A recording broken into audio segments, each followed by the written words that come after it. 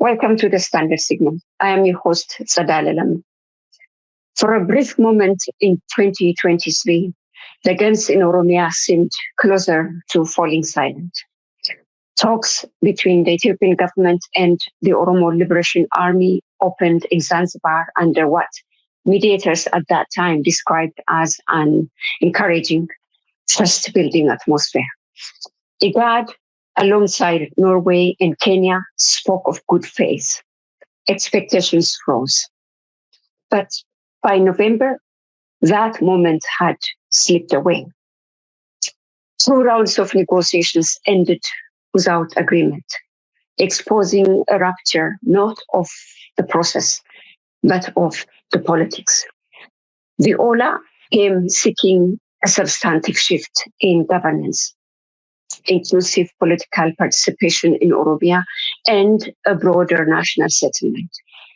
The government, by contrast, advanced a security-first approach, centered largely on the disarmament of OLA fighters. Critics at that time argued that the government prioritized OLA's surrender over addressing Oromia's deeper political grievances. This impulse did not emerge in isolation. It followed the post-2018 return of the OLA fighters from Eritrea, once framed as a transition from armed struggle to peaceful politics. Instead, it gave way to contested disarmament, failed reintegration, and a return to militarized confrontation. In both cases, broken promises, mistrust, and a lack of accountability loomed large. My guest today is Taha Abdi, who has lived this history from the inside. A founding member of the Oromo Liberation Front and a former member of its executive committee, he once handled the organization's foreign affairs. Active since the early 1970s, Taha worked alongside figures such as Dr. Fido Taddese Eba and Lencholeta. And more recently, he participated in the OLA delegation to Tanzania. He was a part of the peace talks. This conversation is not only about why the talks failed, but about whether Ethiopia can still confront the political roots of a war it can no longer afford to ignore. Taha Abdi, welcome to the Standard Signal. Thank you very much, Tsedale. I'm a huge fan of your Standard and yourself. And thank you for inviting me to your program. Thank you. I am going to have to call you Jal Taha. That is how we often refer to you. For my audience, I have introduced you as Taha Abdi. In the Oromo circle, we refer to you as Jal Taha. So, Jal Taha, let me start in 2018 with the return of the OLA fighters from Asmara. We all remember that the moment was framed as historic, a shift from armed struggle to peaceful politics. But there was no negotiated roadmap. There was no clear agreement on security, reintegration, or political guarantees. This has led to the mistrust that surfaced almost immediately.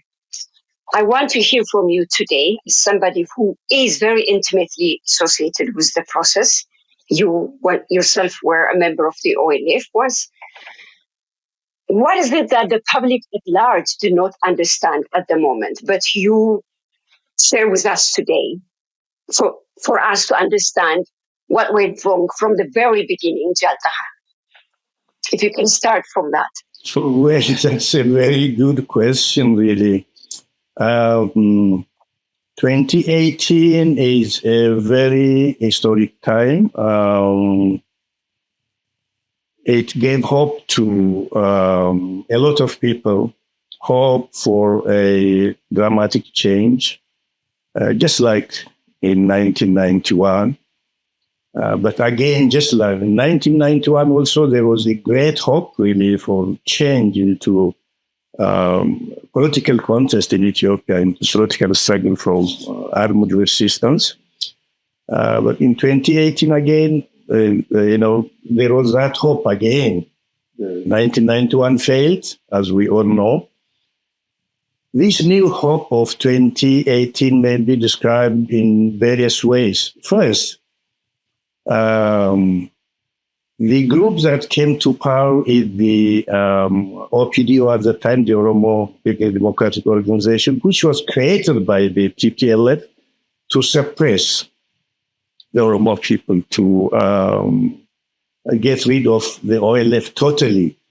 Well, by some circumstance, the struggle, the continuous struggle of the Oromo people and the rest of the population in Ethiopia brought about the change. As you remember, the Cairo movement, in which over 5,000 lives were lost, brought about the change. But I'll take you to the first visit of the Prime Minister to Asmara to make peace with Eritrea, when he met also the OLF top leadership at the time based in Asmara. The first thing he said to them when he met them, this is before the agreement for political participation is made, mind you. He met them in July, his first visit to Asmara. The first thing he said was, get rid of this self-determination business. Just forget about it. This, I tell you, I wasn't there. I tell you in confidence, because I'm told by the people who were there. That was his first message to the OLF leadership. The agreement was made, of course, a few months later, in which Lemma, president of Oromia at the time, and Workina Gabayo, who was foreign minister, participated. It wasn't respected, as you know, but the tone is set by the prime minister, really, to just get rid of self-determination. That is a betrayal of the whole political situation in Ethiopia. The struggle for basic human rights, for law and order, for equality, started with a struggle for self-determination. He set the mood, so he wasn't really for agreement, for allowing the OLF to participate politically. There was no confidence. Even before confidence, there was no preparation, readiness on the part of the leader of the government at that time to accommodate the OLF and to allow it to participate in the political process, because he knew the popularity of the OLF. He was convinced that he wouldn't be able to maintain himself in position if the OLF was allowed to participate freely.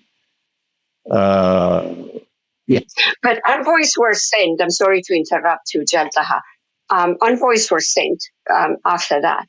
The then Oromia President Lemma Magarsa and the current IGAD Secretary General, Workina Gabayo, who was the Minister of Foreign Affairs at that time. They led a delegation representing the government, the new government at that time, and came to Asmara and met with the leadership of the OLF and agreed on the plans for the OLF to return home. Are you suggesting that the OLF at that time already knew the tone was already set before even returning home, or did something happen? At what exact moment did you conclude that this promise was false? A section of the OLF leadership and membership, the fighting force, was always skeptical, really, from the philosophical, point of view. The state of Ethiopia, the way it was formed, the imperial state, has not changed its color. We stood up against the emperor. There was change. The military took over. The attitude the thinking, the philosophy of those who led the state remained the same, really, to not accept Oromo participation, to resist change, democratic change. That remained, that skeptical aspect remained within the OLF membership and the leadership. But as you know, there was a euphoria, really. There was a wish, a hunger for change also. So wishing that the political leadership may have changed because of the struggles that went on for years and years. These two aspects remain side by side. Of course, the majority were hopeful that a transition to a democratic beginning of democratic transformation would start. The majority accepted that. But that aspect of skepticism remained within the leadership. Of course, the argument was made between the OLF leadership and the Oromia state leadership at the time. And the foreign minister of Ethiopia also was a participant. On paper, although it wasn't publicized, the agreement was okay. It was to allow the OLF to participate politically in the political process in the country. But it wasn't upheld, really.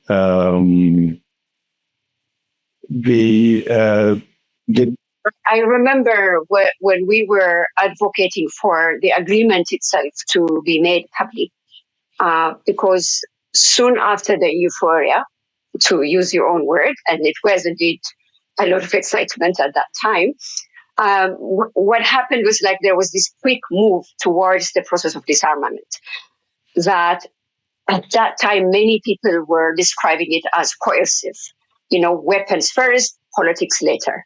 I am, I'm fast tracking this in the interest of, a lot of things have happened in the interest of, time for this podcast purposes as well. We've seen the former fighters were quickly disarmed, but then also arrested. We have seen also the OLF-linked structures were quickly criminalized. The DDR process itself became a massive security campaign. And one of the most confusing comments at that time made was by Jaldaud Ifsa when he said the disarmament process, the process itself was not clear. There was no agreement in terms of clear disarmament at that time. So I think this is, do you believe, if I can ask you now, this is where the trust began to collapse already as far back as, early 2019, a few months after the OLF fighters came home? Do you agree with me if I say that this is where the trust has already started to collapse, way even before the OLA fighters started to say, we are going to stay armed, we are going to continue the fighting? If you could shed some light on that one, Jalzaha, please. The general mood, the broad membership and the population in the country wished really for political transformation, for a situation in which the OLF would organize, move about freely, contest, put up contests in the political sense, alongside other political forces in the country. But that was not really the intention of the regime, of the people who came to power. All they wanted was the OLF to give up the resistance and give up their weapons and submit. Be like, the OPDO was subservient to the TPLF. They wanted the OLF to just serve them, really, to accept the wishes of those who came to power and follow their line. That was not going to be, really. That was the mood. As I said, the person who came on top, the prime minister, said it all when he first met the OLF leadership in Asmara. He said, give up your ideals. You're defending the right of self-determination of the Oromo people. That was the position. And mind you, as I said in my first point, it is the accommodation of the rebels, particularly Oromo rebels, is not in the DNA of the Ethiopian rulers, starting from the emperor's time. There were rebellion, mind you, that went on for years in Bale, armed rebellion, and thereafter also. They never wanted to accept, to accommodate the wishes of the Oromo leadership, of the resistance.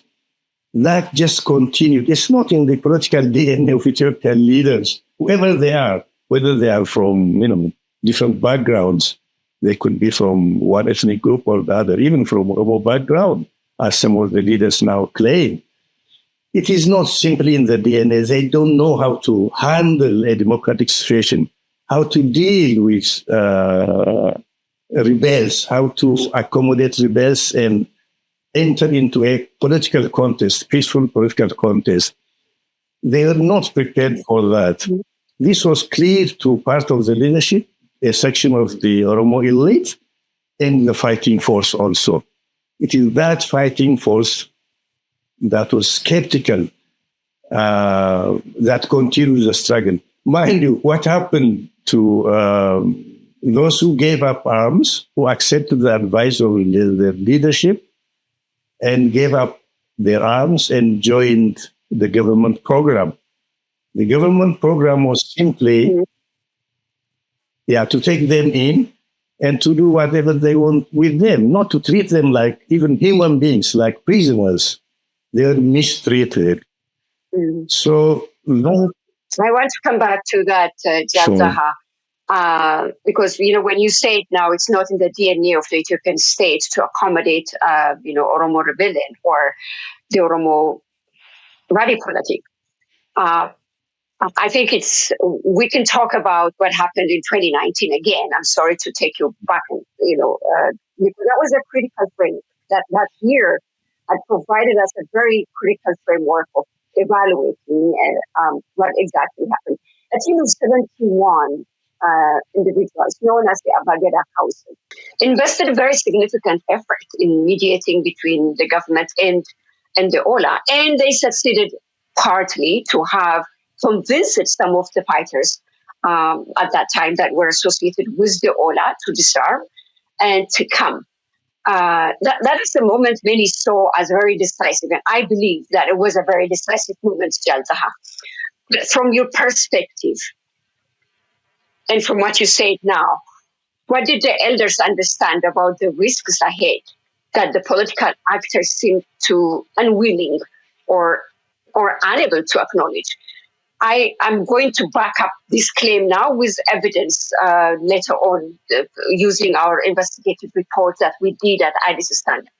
But from your experience, what was this team of Abageda Council did not understand at that time about the nature of the political actors involved in this communication? Maybe you can link with your assessment of the Ethiopian state not being able to willing to accommodate Oromo questions. You can maybe enlighten us, because those elders were also part of them belonged to the Oromo Abagedas, the council itself. The problem in the political processes in Ethiopia is really difficult to comprehend sometimes. People were generally euphoric, of course, and including the section of the elites, the traditional leaders like the Abagedas, phase leaders were all eager for the process to settle down, for the OLF the forces that gave up arms to integrate into the security system. And for the OLF, the main body, continue its political work. I mean, what is the OLF? If agreement with the government, if it cannot go about doing its business, organizing people, meeting people, talking to people, preparing itself to contest elections. I mean, that is the purpose for which the OLF was made in the first place. It is to assert the political rights of the Oromo people. It's to help people participate in their own governance. That process should be seen being carried out. And as you remember, the elders were involved, but most are really not that. It's difficult to describe it really. They cannot talk against the government generally in that country. In our country, the government in power rarely faces honest contest from the general public. And some of the Oromo community leaders are no exception to that. There are a few who bravely talked about peaceful transformation, about the rights of the fighting force and the OLF as a political organization, but most really went about kind of accepting more, leaning towards the government's side. In February 2019, three elders who were a member of the Gara Council and who were sent to engage the Ola fighters in Elam Wallaga were kidnapped. This was our own investigation revealed that this was coordinated by the local militia together with the Oromia regional government, and it was particularly intended to derail the ongoing dialogue at that time. So I'm saying this, Taha, because some of them were genuinely engaged in solving the problem at that time. But then we have been reporting about the kidnapping of these three elders who were members of the negotiation team. I'm saying this to reinforce your argument, Taha, here, but I would not be leaving you without asking a question here. How do you see that experience contributed to the lack of complete trust in the peace process? What was the message? What message did this kind of act of participating in kidnapping elders who are engaged in peaceful negotiations send to the entire process? I will come back to another question about incidents of killings of members of the negotiation party in Tanzania. You will probably have some more to say on that one. But the pattern is the same. So I want you to share with us this experience and its impact in the overall process of trust, building trust in the peace process at that time. Maybe you could say that. I'm saying this to reinforce your points here. Yeah. What the regime does in a situation like that is to warn some of the elders. Some are plant really supporters of the government, but the majority are there for reconciliation. The majority of the community leaders, the Bagadas and the rest, are for peaceful transformation, definitely. That much is clear. Some were even brave enough, courageous enough to speak their mind. But the problem is the government, as you rightly said, they plant some people, their own agents. Remember, this is not the work of only the current leadership. Remember, when TPLF was in power, they exploded bombs in different places and blamed it on the OLF, on their opposition. That trend continued. The people come up with the people and their leadership come up with an idea to further the reconciliation process. The organization itself, the OLF, is ready for that. Even a section of the fighters, I think we can say most were euphoric about it, really to settle down, to practice the political process, take part in the political process. Now the government is totally against that. Why? They don't think they would thrive in a peaceful political process. They are afraid of a political process, of peace. Look, in stages, they really widened the crisis from the start. They did not intend to the OLF to settle down, to give up arms and participate in politics. It is against the interests of the group that came to power to allow that process to happen. So whatever good intentions our people have, the elite have, the OLF itself have, the government is totally against that. They knew they would not thrive, they would not be able to compete in a peaceful political process. They inherited that from the TPLF, their makers. The TPLF inherited it from the Derg. The Derg promised lots of changes, a democratic change. They wasted a lot of our time, when the Derg also came to power. But they wouldn't go along with, democratic reform. It is not yet the DNA of the government, really, in Ethiopia.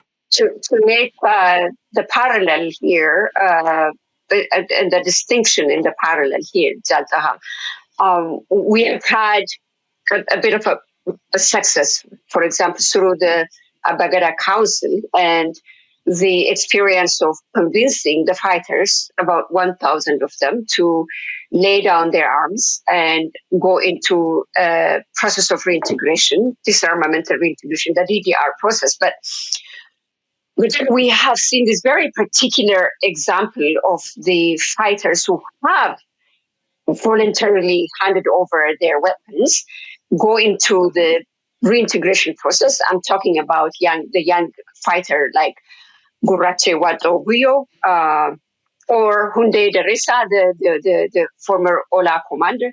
They laid their arms down. They got, engaged were involved in the reintegration process.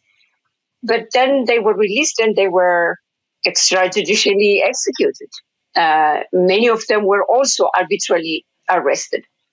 I think this is a very extraordinary parallel to make here, because maybe my memory does not serve me well, in which no process, while the Oromo Liberation Front in Addis, led by Jal Dawood, was always willing to give politics a chance.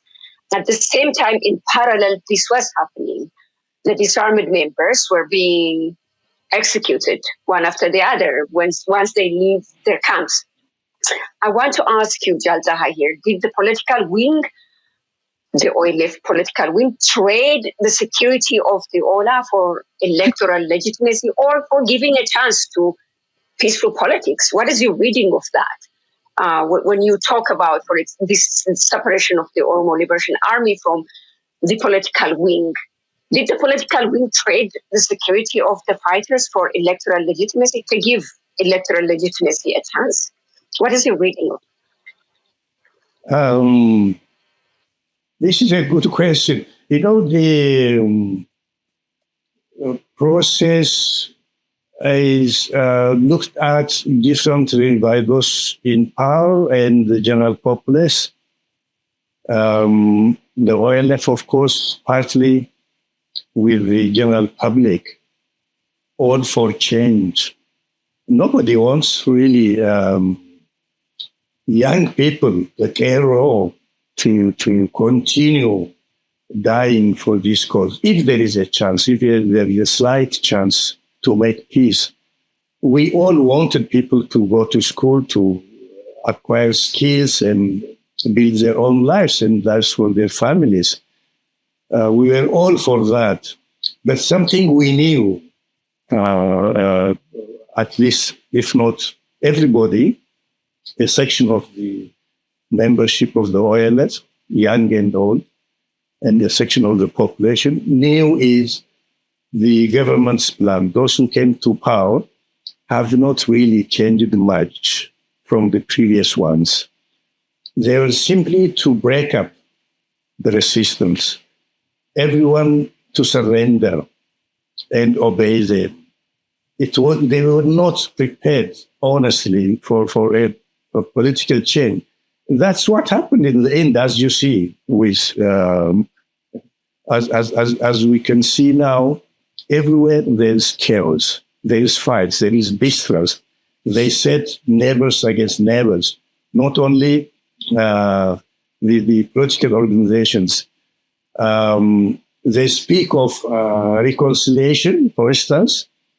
The current Prosperity Party leader asks people to reconcile between the Oromo parties. He keeps them apart at the same time. He sets a trap for them. He asks people to mediate between Oromo parties and Amhara parties, and then he keeps them apart deliberately, purposely. This is not a system that was meant, that worked for real reconciliation, resolution of problems, of contradictions. It is actually built on manufacturing differences and contradictions for everybody. Mistrust, spreading mistrust, particularly with the OLF and the Oromo freedom fighters. It was clear they did not intend at any moment to keep their words, to build trust. As you mentioned, those who gave up arms and went to join camps were mistreated. Some still. I want to come back to what happened in Ardaita camp. I don't know if you have the facts in your hands or if any independent investigation was conducted after that. But, from our reporting at that time, the disarmed members of the OLA who were encamped at the Ardaita camp were then quickly separated. There was the OLF leaders in Addis Ababa were complaining about having loss of access to the camp itself, which was soon then has seen some sort of mass kind of poisoning. We're still calling for an independent investigation for that. But at that time, it was many framed this reintegration attempt as an entrapment. Maybe as you said now, the fighters were quickly separated from their units. Those who voluntarily handed over their weapons, and then they were encamped in Ardaita camp. And then they were separated from any visit. I think the Ethiopian Human Rights Commission itself has issued a statement pleading with the government for the political leaders to be allowed to visit the Ardaita camp. None of that happened. What happened instead was that poisoning that claimed the lives of many, but also the rearrest of some of them who have been released from the camp after that. I wonder if you had, by any chance, conducted any independent investigation to find out what exactly happened in that camp, because I believe it contributes eventually to the collapse of the talks in Tanzania, in Zanzibar and Dar es Salaam, which we would come to later. But did you find out what happened? Do we have the facts in our hands, Jaltaha? Actually, all the information about the treatment of those who gave up arms was in the open at that time. But I do not think there is specific study of that. If a section of the organization did that, they didn't let us know.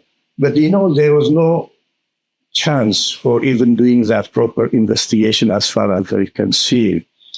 The organization itself was put under pressure. The issue starts with the treatment. The treatment, everybody received. the organization's leadership, and those who gave up arms, and the rest really. Particularly those who gave up arms, who accepted the advice of the organization and joined the camps, were looked at as criminals. They are not treated as ordinary human beings, as people with rights. So it's the attitude, it's the treatment that comes first. They were welcomed not as brothers, not as people who are going to build up their lives to join society, but as criminals. The organization itself is treated that way. Of course, it made some public pronouncements at the time, but internally, the system has already started dividing the organization, of course, built on some internal frictions that existed. They have started dividing, splitting the organization, mistreating them, setting one group, one person against the other, one group against the other. So it is really the attitude. There was no proper welcome. There was no preparation on the part of those who came to power and who wielded the state power to allow these people to participate. As you know, there later on, not only the fighters, but even the political leadership was locked up, including the leader. The leader was put under house arrest. Yes, that is what happened into July of 2020, following the assassination of artist Hajal Hundesa. What quickly happened was the house arrest of Jaldaw Dibsa, who have been denied access to his own headquarters. We've been reporting about that as well, but that eventually culminated in the split of the OLF itself. And the party was further weakened. Jaldaw Dibsa spent the next years in house arrest. The Ethiopian Human Rights Commission itself was repeatedly pleading for the party leader to be set free, to be able to organize his own party structures. That didn't happen. So the party is still paralyzed with that division that was created after that. And the government gave positions to the other parts that were splitting away from the OLF. This is in the public domain, right? And the party did not participate in the election itself. And that is what leading many, Jaltaha, to believe that the Ola was right all along to not agree to the complete terms of surrender or to stay in the armed struggle, because this was setting the bad precedent. What happened to those who are peacefully disarmed and wanted to have a peaceful political organization were sabotaged. This is giving reason to the Ola command leaders to stay vigilant.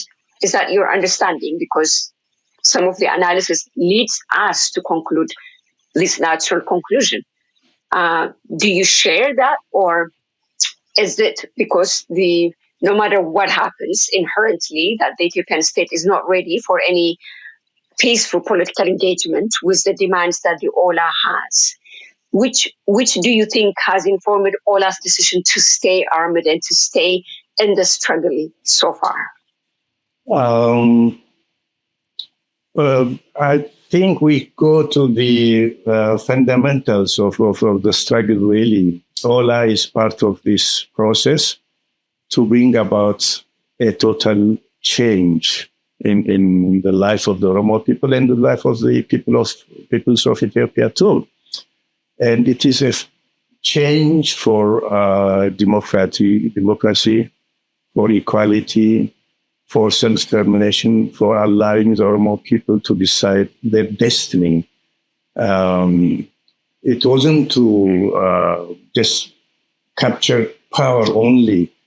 And an Oromo power would be rule of law, division of power, checks and balances at government level, at all levels.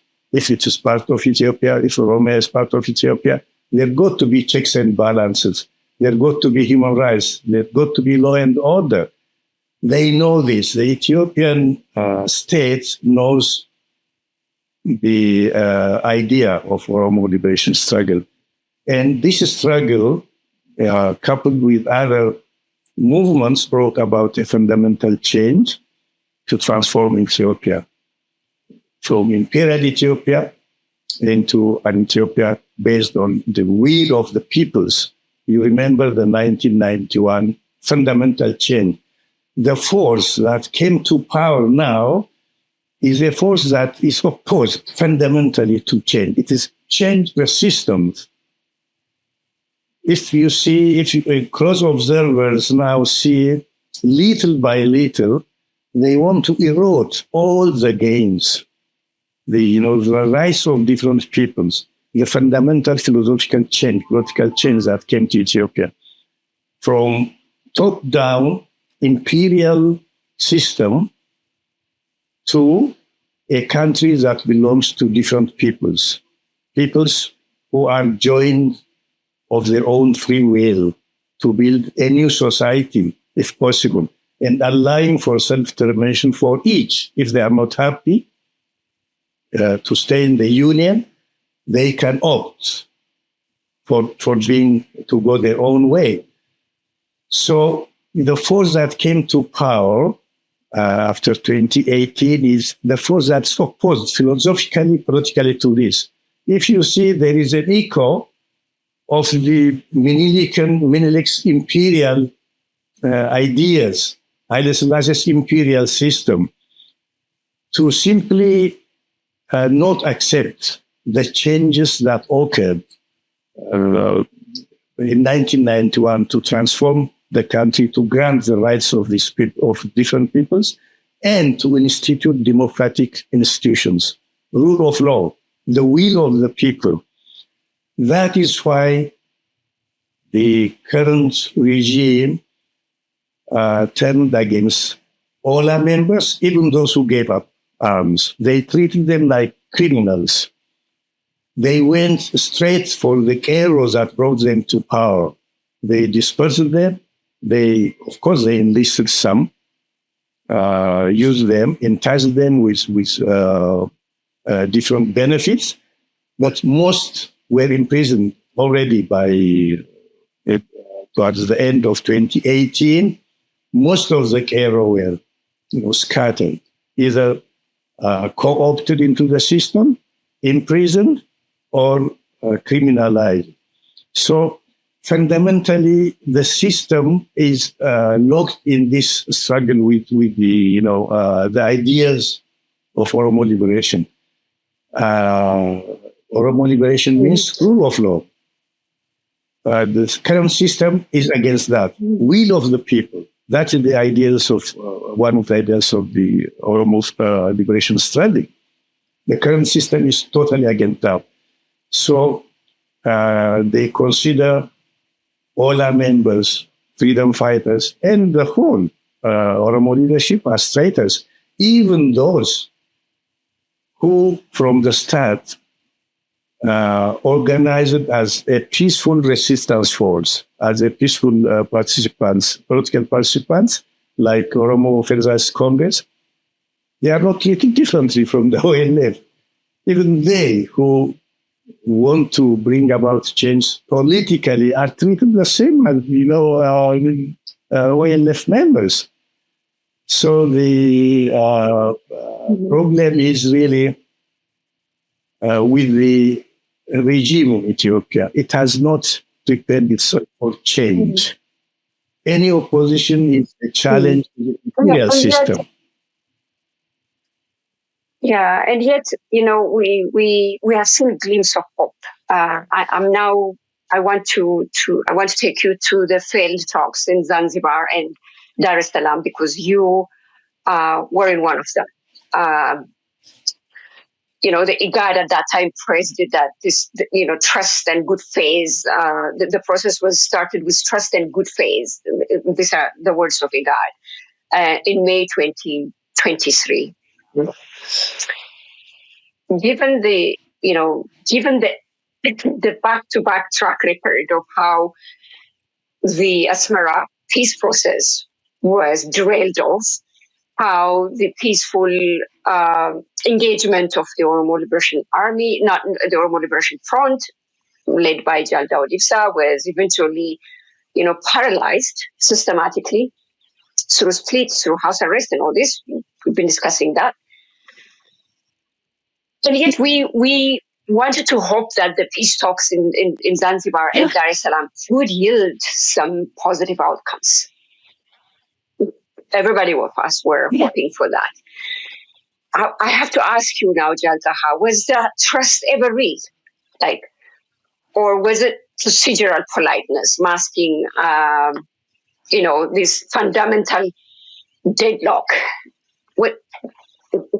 What was the expectation for the Oromo Liberation Army when you participated in that peace talk, knowing inherently that many things remain unchanged? From your participation, what was your expectation? We wanted to go to the part why it failed shortly after. But if you could share with me what led you to participate in that peace talk. We did participate in negotiations with the Ethiopian government even before the current regime. We always thought really a political solution would be achieved, although in our heart of hearts, the system might not be ready at every stage for genuine political change. The recent meetings with the regime are no different from this. After all, we know clearly that the conflict in Ethiopia is political generally. There is no animosity between people. The differences are between the people, Oromo people, other peoples, and the government, the regime, the state of Ethiopia, the imperial state. So if the state changed its mind, respected the people it governs, if it believed in the rule of law, it would conduct a successful negotiation with its opposition. That has not happened.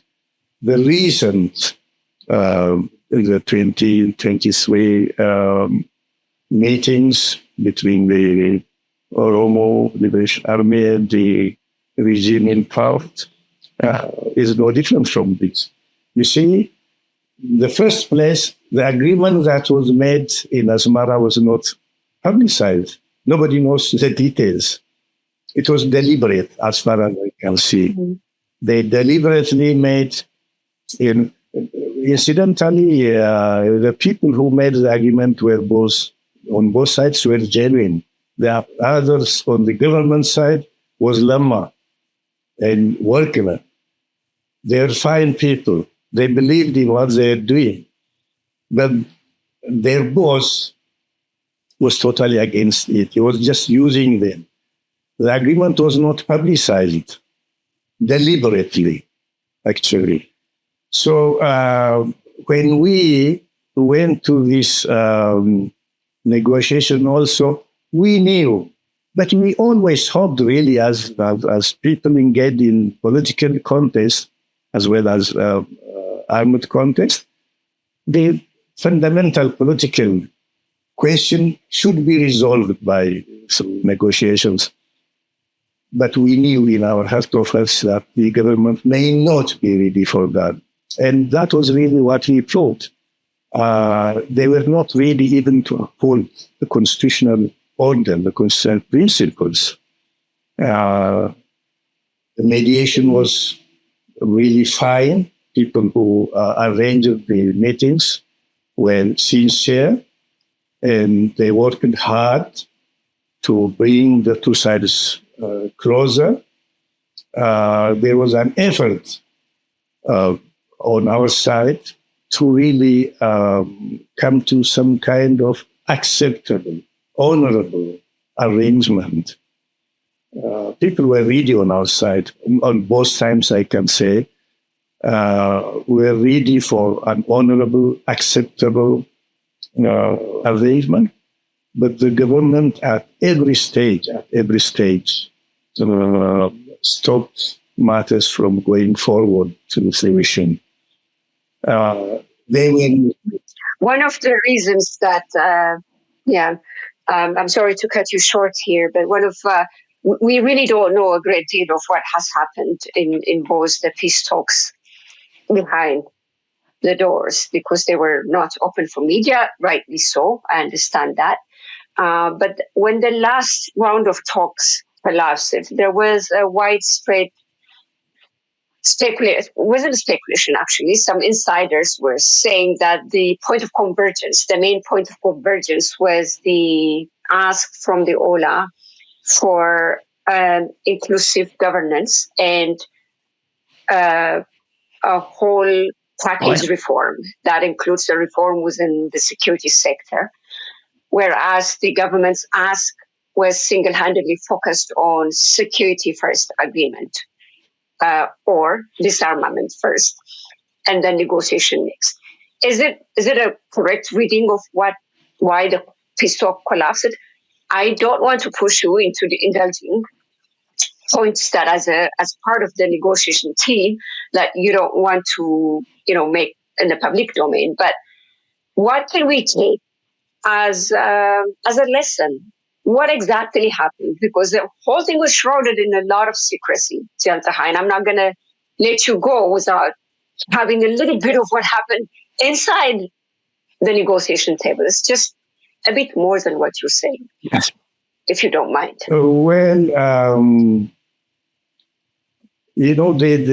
I would probably start by saying that on the government side,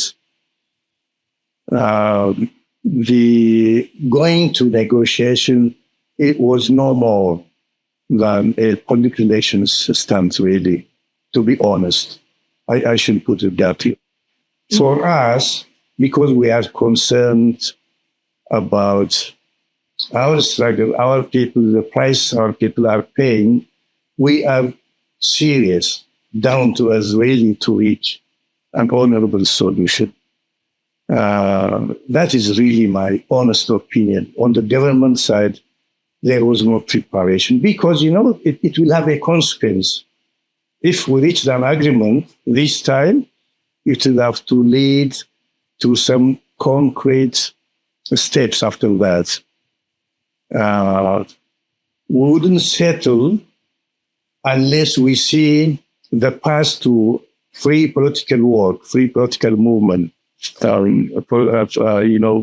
working with our people towards our people exercising their right to elect their leaders.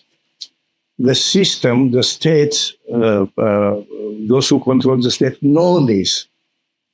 They wouldn't concede anything that leads to that. That is really the point.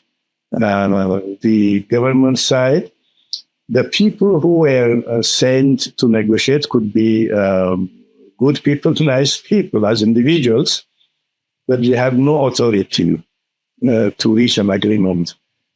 The OLF group was serious about the agreement. I can tell you that honestly. We want the conflict to end. We don't want people to die any longer. But there got to be a light at the end of the tunnel for the Oromo freedom fighters to work as a political organization and at the end to empower our people to decide its destiny. Actually, to decide its destiny is probably the final act, but just to participate in political life, really, to run their own state properly, fair and free elections, rule of law. I'm sure everybody now, most people would see that the current government is not prepared to see any autonomous, independent organization to function in the country. They want everyone to surrender. They want to buy. They think they can buy people, intimidate people, and run the show for a long time. So that is the attitude we faced. They were not really prepared. The regime was not prepared for a serious deal with the Oromo Liberation Army. Is it in your reading to say, or is it safe for me to say that the response to that failed talk was to have a first peace agreement? I'm talking about the separate peace, so to say, peace agreement that was signed between the Oromia regional government and Jasani. And a few of his followers being given political appointment after that, although we lost track of what really happened to many of them. There are credible reports indicating that many of them have been detained and are being tried for serious crimes. Do you see that this was a response to the failed talk? Is this a way of the government coming back at the OLA to say, look, I can make peace separately. I can co-opt and coerce part of you. And if you believe that is the message that the government was sending, what do you think is the consequence of such approach to peace agreements? The government's objective in dealing with any opposition, not only Oromo, any opposition is to divide them, to scatter them, really, to splinter them. They have set aside, as you probably know more than I do, a huge budget, assigned people who are familiar with the workings of the regime and who were at one point part of the opposition also. If we avoid naming names, some are military officers. They assigned people, gave them huge budget, and set them to work on spreading lies, on dividing people, civilian as well as military. The Senyi story that you just read is part of this process. There are cadres with huge budgets working on this. They only managed to entice a few people who were, in the first place, probably not fully committed in the struggle. Of course, like in any society, there are people who succumb to personal interests at a certain point, who want to cash on, on people's blood. They will find probably here and there a few people like that. But even those who went to the government side with this gentleman, former comrade of ours, they have come back because similar to their previous, experience, to our previous experience, when OLF members join government camps, they are mistreated again. They are treated like criminals. They didn't get that respect they expected, that welcome as brothers. And some have regretted already. Those who have conscience, I'm sure, will be tortured, will keep being tortured by their own conscience. We know this has happened lots of times from the emperor's time. It will continue happening. It will not succeed. The struggle continued, and we achieved handsomely 1991, 2018. In spite of the setbacks, the struggle continues. Of course, the regime will use the state structures, resources to weaken our side. But I think there is this resilience in freedom fighters' camp. You can work on them, probably weaken them here and there, but you cannot defeat them. We are gaining more confidence as time passes. The side tasks that they carry out will not stop the march forward of the struggle. What concrete guarantee? I want to draw this conversation to a close, but I don't want to end it without having a glimpse of hope. As someone who historically, but also contemporaneously, play a significant role in the formation of the Oromo Liberation Front and then represented the Oromo Liberation Army in the peace talks, I want to ask you, what guarantee, name whatever it is, would convince the OLA to seek for any prospect of peace talk with the government, the current government, provided the experience of the failed talks, the experience of the failed reintegration, disarmament, the experience as well of having parallel platoons led by the likes of Taha Abdi in an investigation report by the Washington Post a few years ago.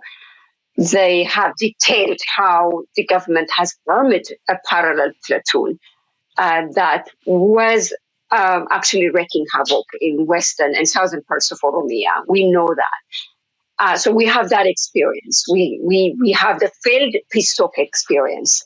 We have the experience of those who have voluntarily surrendered their arms to only be extrajudicially executed right after reintegration camp releases. What would convince the OLA to sit for any prospect of peace talk with the current regime, given this experience that we've been discussing so far, Taha? Well, this has happened. A dilemma like that has happened even before. I think the preparedness of the government for change to abide by the rule of law is a good start, I think, upholding the constitutional order, which can create a situation for peaceful existence. But in my personal experience in the struggle, I don't see that happening really from the government side. They are more inclined to creating more division, more obstacle, with the aim to force the Oromo Liberation Army to surrender simply. If they can, to defeat it. If they can, to scatter it and then makes them surrender in small groups. That is the aim. It does not give you confidence really to deal with the regime. The regime must be changed. It must be forced to change. There got to be a pressure, political pressure, all kinds of pressure. The resistance, the armed resistance itself should be strengthened to give that confidence to the freedom fighters and to bring about change within the regime. In the past also, there are forces working internally as well. They should be supported in bringing about change within the system. Pressure from the resistance, pressure also within the system, within the structure. It cannot go on simply like it is today. They have to change. So the aim is to bring about change in the thinking of the government. They cannot hold people hostage forever. They cannot depend on conflict forever. Conflicts should come to an end. Law and order should be upheld. So until such time that we bring about change within the system. The struggle not simply to go on. Only change within the system will give us confidence, or defeat of the system by the opposition forces. The Oromo camp itself should be properly organized. The different forces should come together. It should work in turn with organizations, resistant forces similarly inclined for democracy, for equality, for self-determination and freedom, for law and order. These forces should come together and force the regime to change its mind, to come to a negotiation table seriously, to pave the way for a change acceptable to all. But I think the constitutional order that exists today is the bare minimum that can bring the different forces together.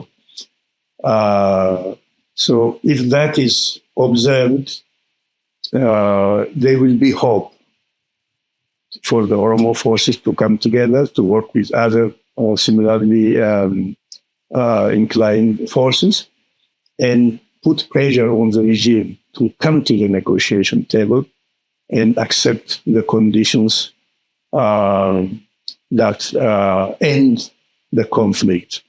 The conditions to end the conflict are acceptance of a rule of law,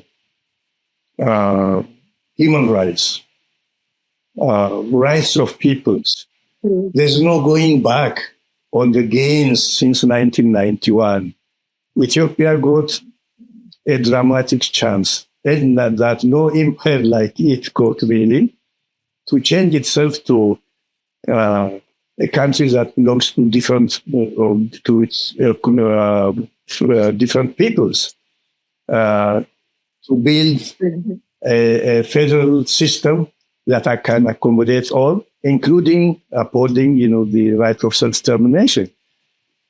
The current regime and its predecessors squandered this chance. It will have to come back to that to make peace with the different forces. But for the Oromo freedom fighters, I think the opportunities are very wide, and time is on our side. The regime is spreading conflict. It's digging its own grave as far as I can see, really. Those before it also did the same. The TPLF supremacy ended in disaster for them. You remember what happened to Colonel Mengistu's regime. They are trekking on that same road, on that same track. It will squander its forces. It cannot sustain an authoritarian regime like it has now forever. It will be scattered. I want to ask you before I let you go, Taha, if it's unlikely that any peace process will be rekindled from both Zanzibar and Dar es Salaam. I wonder if your assessment is shared by the chain of command leadership within the OLA, or this understanding that there is nothing that prevents Oromia from becoming Ethiopia's permanent war zone. Is this the same understanding that's shared by the leaders of the Oromo Liberation Army? This is my last question. Is it the same assessment that is there within the chain of command of the Oromo Liberation Army, as you are outlining it here right now?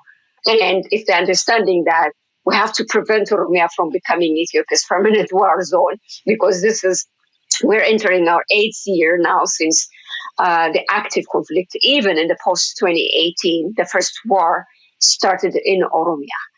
I wonder if this understanding is also the same understanding within the chain of command of the Oromo Liberation Army. My final question. Well, it is a tough question, but we see lights at the end of the tunnel, really. It will not be a permanent situation of war, as far as I can see. And most of the forces for freedom and human rights, I think, are on the same line. And we see the light at the end of the tunnel. We see our forces, the Oromo forces, more and more coming together, being focused on what needs to be done. We see the opportunity to work with forces that are committed to rule of law, democratic change in the area, within Ethiopia and outside Ethiopia. There is this opportunity to work together. And we hope there will be change within the regime also. Some will realize finally they can't go on like they are now. And they'll come to their senses and support probably come to the support of the resistant forces. So there is hope, but hope in struggle, in the resistance, gaining more ground, working together, and change coming also within the system. And I think in the end, we'll overcome. There got to be